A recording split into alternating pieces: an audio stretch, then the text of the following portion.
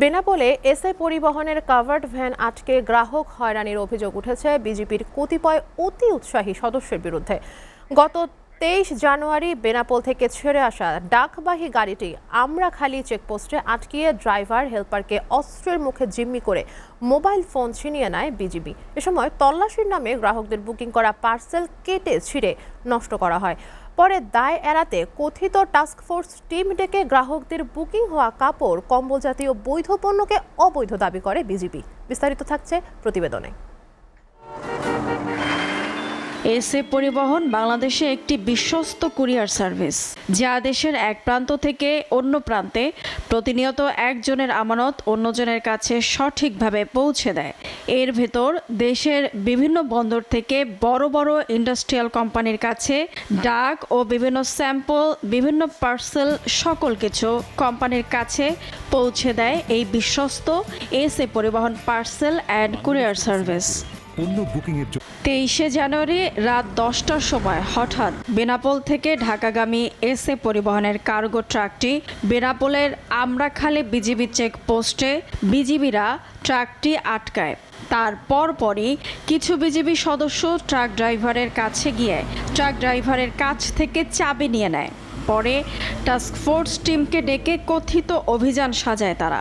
BGB আমার আটকানির পরে আমারে বলে যে তোমার পিছনে ব্যাগ ডালা খোলো। আমি ব্যাগ ডালা খুলতে বলছি, আমি বলছি যে আমার পিছনে ব্যাগ ডালা খোলার আমার প্রতিষ্ঠানে অর্ডার নাই, যে আমি রাস্তায় ব্যাগ ডালা খোলার জন্য।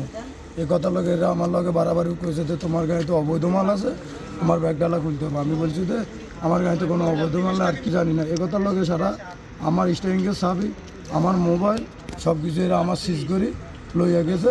এরা আমার কিছু জানতেও দেয় না, আমার কাউকে তো জানামো 5টা মিনিটের সময় দেয় না, আসার সাথে সাথে সেটা আমার আটক করে ফেলেছে।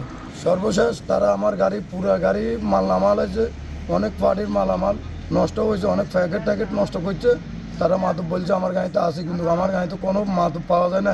বিজিবি সদস্যরা অভিযান শেষে গাড়িতে কোনো প্রকার মাদক না পাওয়ায় তারা বিভিন্ন রকমের খাবার জিনিস, বড় বড় টেক্সটাইল কোম্পানির কাপড়, ভারতীয় শাড়ি, তৈরি পোশাক, কম্বল এবং বিভিন্ন প্রকার কসমেটিক্স সামগ্রী, এই সকল পণ্য তারা জব্দ করে নেয়। চেকিংয়ের নামে তারা মালামাল যা পাইছে পার্টির কোনো মালামাল আলাদা প্যাকেটে না করে সবগুলো একসাথে সিজার লিস্ট করে ফেলে এবং এই মালগুলো তারা জব্দ করে কাস্টমসে জমা দিবে বলতেছে আমাদেরকে। এখন কোনো গ্রাহকের কোনো ফোন করা বা কোনো গ্রাহককে মালামালের সপক্ষে কাগজপত্র নিয়ে তারা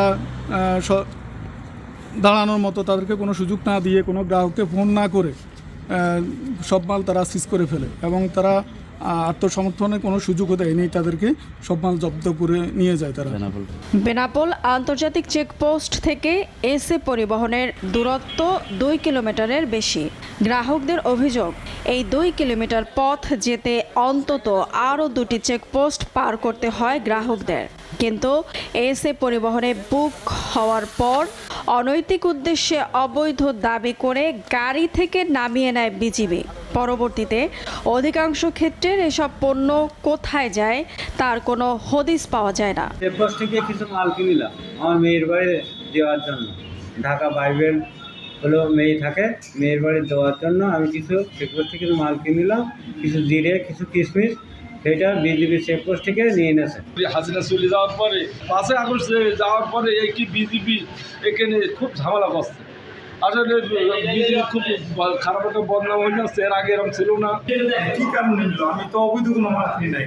এ মালটা ইন্ডিয়ার থেকে কাস্টমার আসে, মিডিয়া চেক করে, এমন 2-3 জায়গায় চেক করার পর মাল এই দেশে আসে। দোকান থেকে আমি কিনছি, ঠিক আছে, সংগ্রহ করে আমার আইডি কার্ড, তারপর দোকানের মেমো সহ আমি মাল কিনছি, কিনে এসে পরিবহন পার্সেলে আমি জমা দিয়েছি। আমার মাল ঢাকা যাবে, কিন্তু আমার মাল নিয়ে গেছে বিজিবি। কথিত টাস্কফোর্স অভিযানের নেতৃত্ব দেয়া উপজেলা নির্বাহী কর্মকর্তা জানান, গোপন সংবাদের ভিত্তিতে বাংলাদেশ বর্ডার গার্ড আমরাখালী চেকপোস্টে তারা একটি গাড়ি আটক করেছে। তারা আমাদেরকে খবর দিয়েছে এখানে executive magistrate, police department, border guard Bangladesh, মাদক সকলের সমন্বয়ে টাস্কফোর্স অভিযান পরিচালিত হয়েছে। তো এখানে গাড়িতে সার্চ করেছে বর্ডার গার্ড বাংলাদেশ, তারা কিছু মালামাল সিজ করেছে। এটা কি ছিল সেটা আমার জানা নেই, বা তাদের কাছে কী তথ্য ছিল। তাদের কাছে তথ্য ছিল অবৈধ মালামাল ছিল, তো সেটা দেখা হয়েছে। টাস্ক ফোর্স অভিযানে সিনিয়র এএসপি নিশাতাল নাহিয়ান, উপজেলা নির্বাহী অফিসার কাজী নাজিব হাসান, শার্শা উপজেলা সহকারী পরিচালক Sohel Al Mujahid, Jessore battalion Rasel Mia, officer in charge Benapole port থানা এবং KM Rabiul, officer in charge Sharsha থানা, যশোর সহ অন্যান্য কর্মকর্তা বৃন্দ উপস্থিত ছিলেন। ACTV news desk.